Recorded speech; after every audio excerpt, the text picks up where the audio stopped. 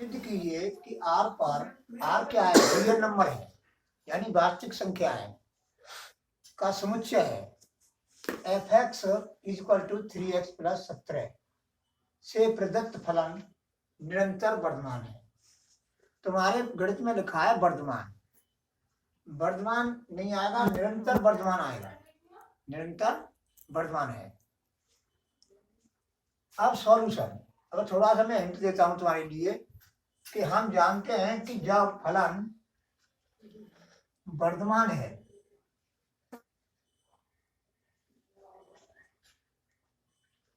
जब फलन वर्धमान है तब f dash x equal to 0 या 0 से बड़ा, और जब फलन निरंतर वर्धमान है, निरंतर का मतलब कंटिन्यू, कंटिन्यू लगातार, और जब फलन निरंतर है, निरंतर वर्धमान है,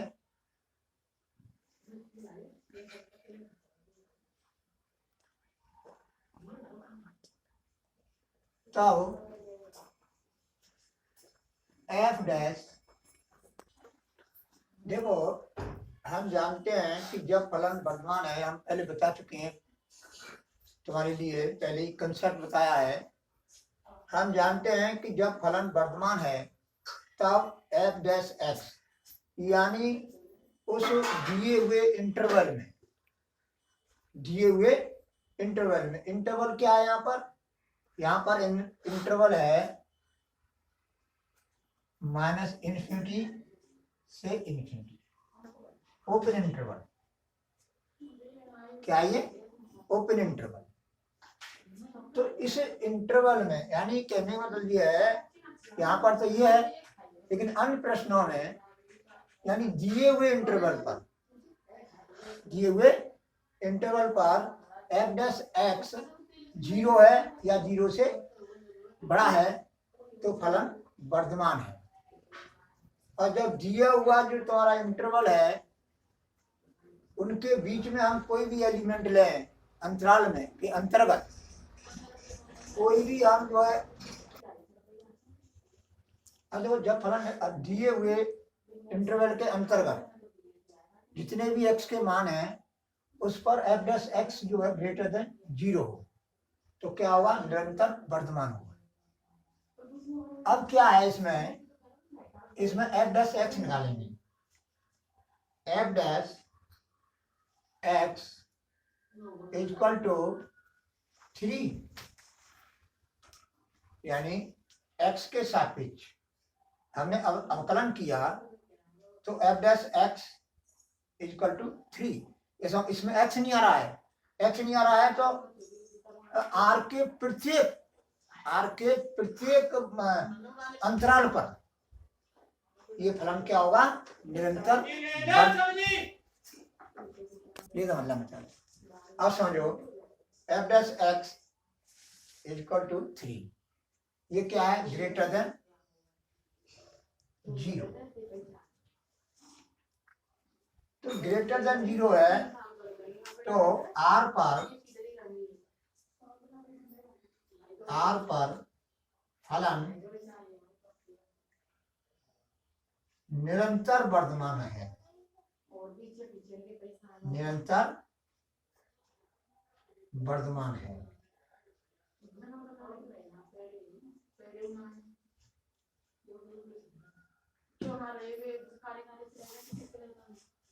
निरंतर वर्धमान है।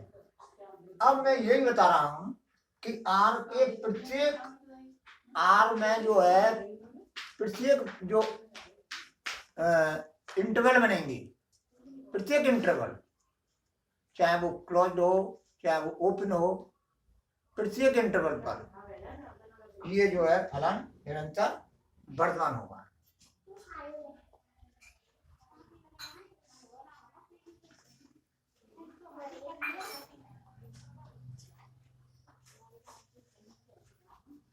चाइयों का चाय इस तरह से बोलो।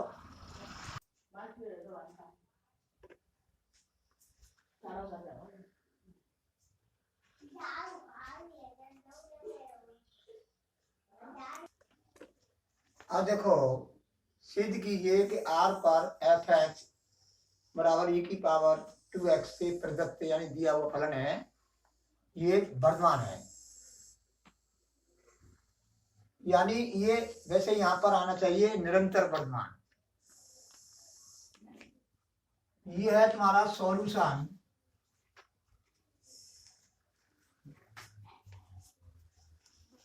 F x equal to e की पावर 2x। फिर इसका हम डिफरेंशियल करेंगे, differential with respect to x, f dash x equal to 2 e की पावर 2x। हम जानते हैं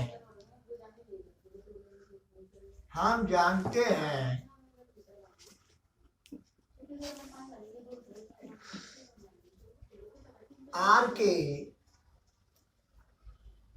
प्रत्येक वास्तविक मान पर प्रत्येक वास्तविक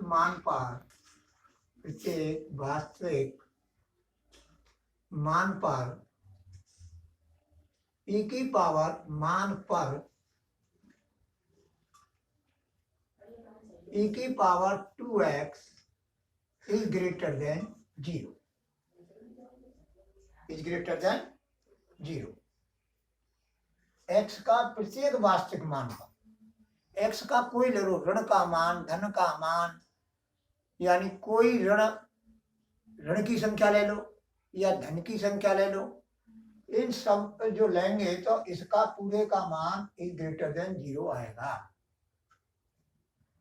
ये हम जानते हैं। तो एफ डैश एक्स, तो f dash x x belong to R पर, एक्स बिलोंग टू आर पर एफ डैश एक्स 2 गुणा धन, यानी धनात्मक, धन में आएगा, यानी ग्रेटर देन 0, ग्रेटर देन 0। 2 गुणा प्लस, ये प्लस का आएगा, प्लस का मान आएगा, प्लस में आएगा मान। ये जो है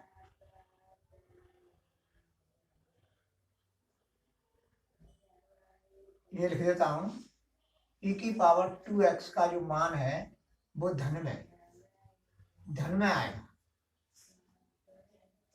e की पावर 2x का मान किस में आएगा? धन में। तो धन में आएगा तो 2 का गुणा धन में हम करेंगे, कोई धन की संख्या हो और उसमें 2 का गुणा करें, 3 का, किसी का भी गुणा करें, यानी धन की संख्या का, तो धन ही आएगा। तो जब धन आएगा तो धन की संख्या होती है ग्रेटर देन 0, ग्रेटर देन 0। अतः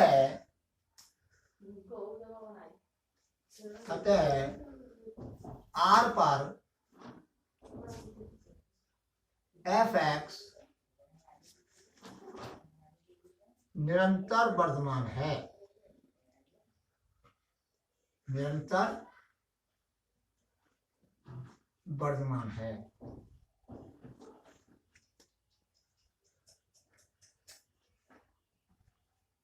निरंतर वर्धमान है। यहां पर जो है निरंतर वर्धमान,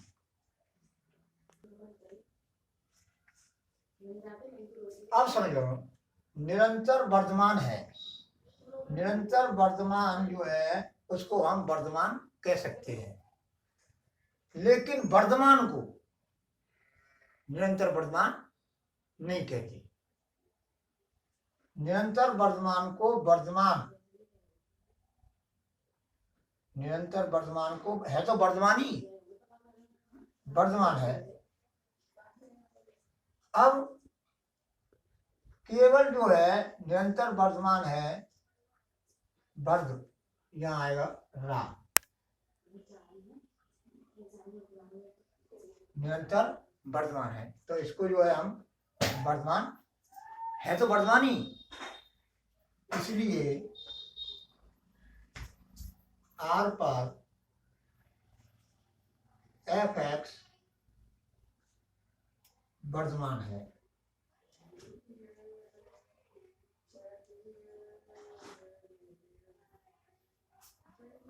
वर्तमान है।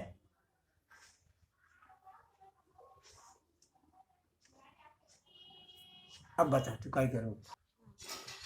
अब समझो, सिद्ध कीजिए कि f x equal to sine x से प्रदत्त फलन, ये ओपन इंटरवल दिया हुआ है, इसमें हमें वर्तमान सिद्ध करना है, बी में π/2 से पाई में आसमान सिद्ध करना है, और इसे इंटरवल में न तो वर्तमान है न आसमान है, ये सिद्ध करना है।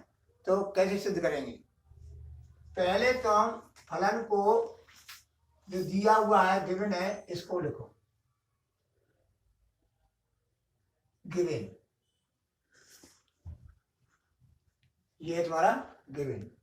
अब differential with respect to x, f dash x is equal to cos x,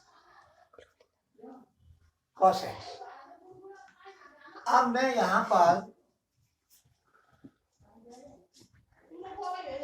table के माध्यम से मैं बता रहा हूँ, ये हो जाएगा तुम्हारा अंतराल, क्या है ये?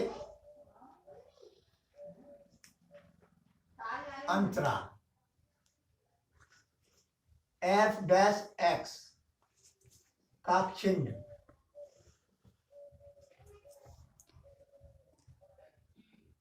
एफ एक्स की प्रकृति यानी फलन की प्रकृति,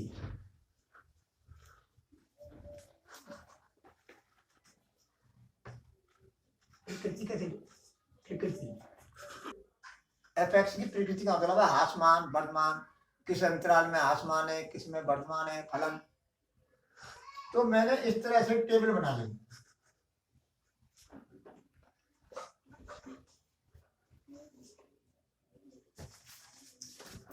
अब हमारा जो फलन है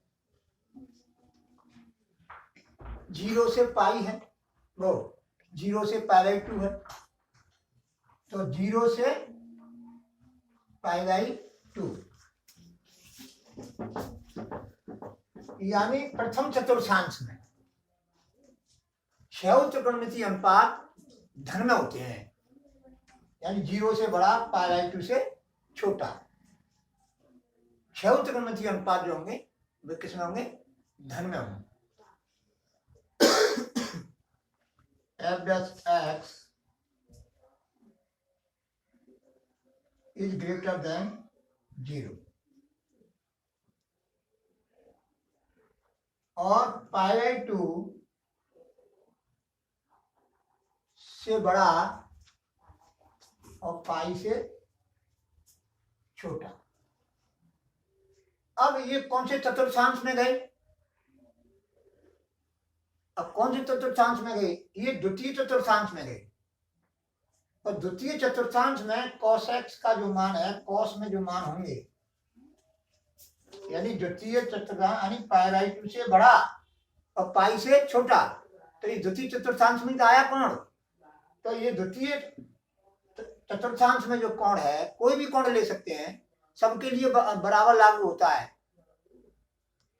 तो जितने भी कोण होंगे वे सभी किस में होंगे? ऋण में होंगे, यानी cos x का मान किस में होगा? ऋण में होगा। f dash x is equal to cos x is less than 0। इस अंतराल में cos x का मान लेस देन 0। अब मैंने बताया था कि ग्रेटर देन 0 हो तो निरंतर वर्तमान लेस देन जीरो हो तो निरंतर हासमान, तो ये हो जाएगा तुम्हारा निरंतर वर्धमान।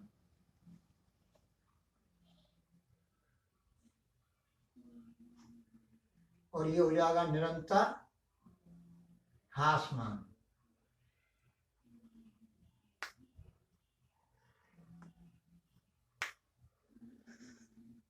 हासमान यानी इसमें घट रहा है और इसमें बढ़ रहा है। तो ये है तुम्हारा, तो ये सिद्ध हो गया हासमान है।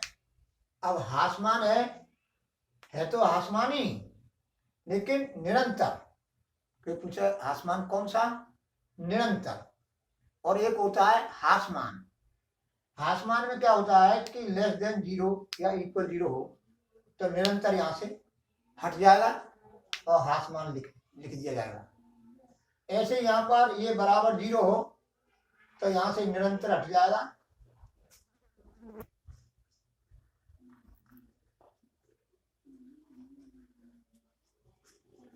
निरंतर हट जाएगा, वर्तमान लिख जाएगा। अब ऐसी कंडीशन में तो हम वर्तमान हासमान, लेकिन निरंतर वर्तमान है तो वर्तमानी, निरंतर वर्तमान है, तो निरंतर वर्तमान की जगह पर तुम वर्तमान भी लिख सकते हैं। निरंतर हासमान, वो हासमान की पूछ रहा है कि हासमान है नहीं है, तो निरंतर हासमान है ना, तो है तो हासमानी, तो हासमान। तो ये जो है इसको ले सकते हैं हम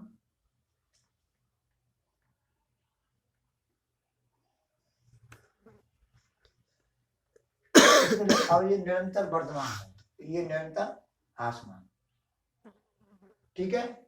अब है तुम्हारा जीरो पाई में न तो वर्तमान है ना हासमान है, तो इसको जो हम लिख सकते हैं, समझो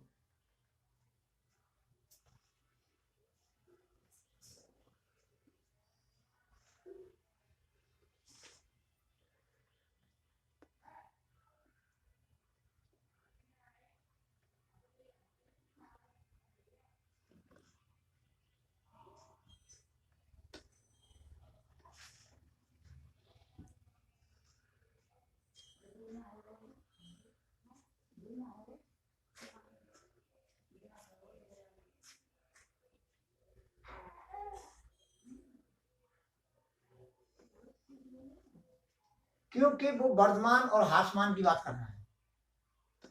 तो वर्तमान दो प्रकार के होते हैं, निरंतर वर्तमान और एक वर्तमान। वर्तमान में जीरो लग जाता है, यहाँ पर बराबर जीरो, तो अगर बराबर में नहीं है तो निरंतर लिख जाएगा। है तो वर्तमानी, ये वर्तमान और हासमान की बात कर रहा है। अब कौन सा वर्तमान है? निरंतर। क्या है? निरंतर है।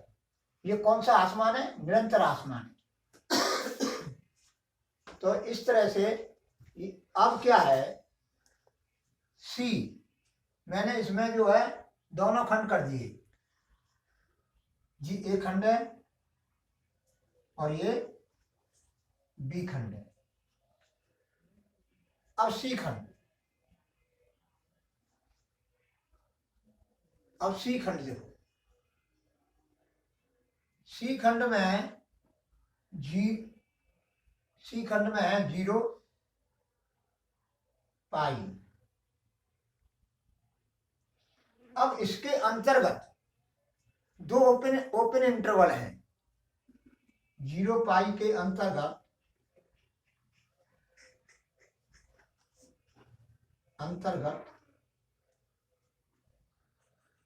दो अंतराल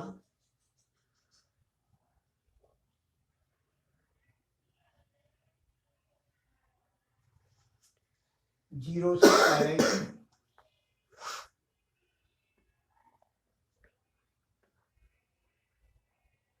जीरो से पाई के अंतर्गत दो अंतराल जीरो से पहले और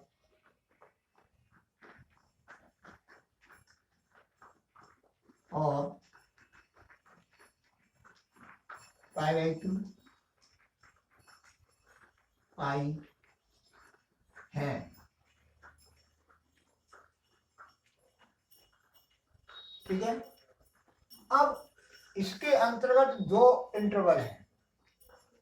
अब दोनों, अब जा इंटरवल पर तो क्या है, वर्धमान है, और इस पर क्या है, ह्रासमान है।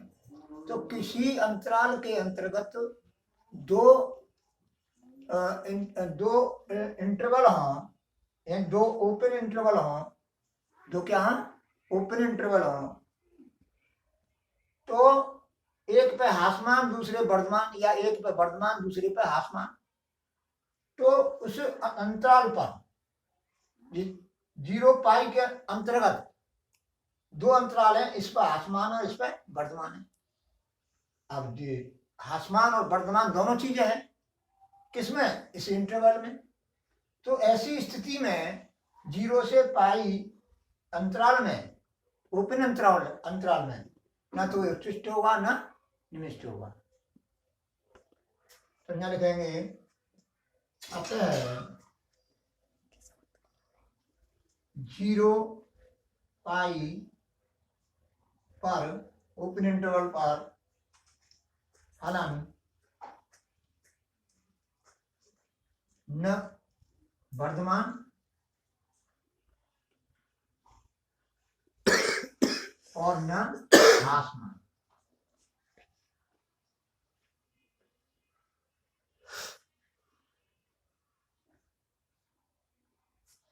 होगा।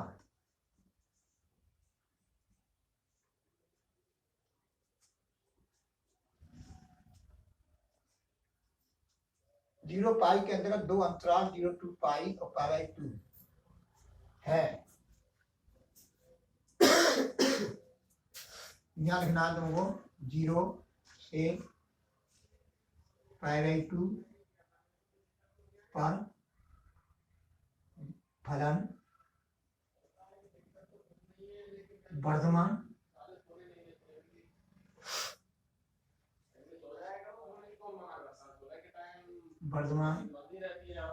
और π/2 से पाई पर फलन ह्रासमान है।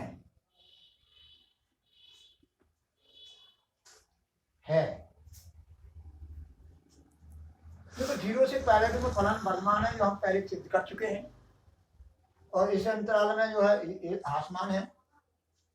तो ऐसी स्थिति में 0 कोई अंतराल है, ओपन इंटरवल है, और उसमें दो, इसके अंतर्गत दो अंतराल हों, कितने हो, दो, तो एक अंतराल पर ह्रासमान दूसरे पे वर्धमान हो रहा हो, या पहले पे वर्धमान और दूसरे पे ह्रासमान हो, तो ऐसी स्थिति में जो दिया हुआ अंतराल है वो न तो पर फलन न तो वर्धमान होगा न ह्रासमान होगा।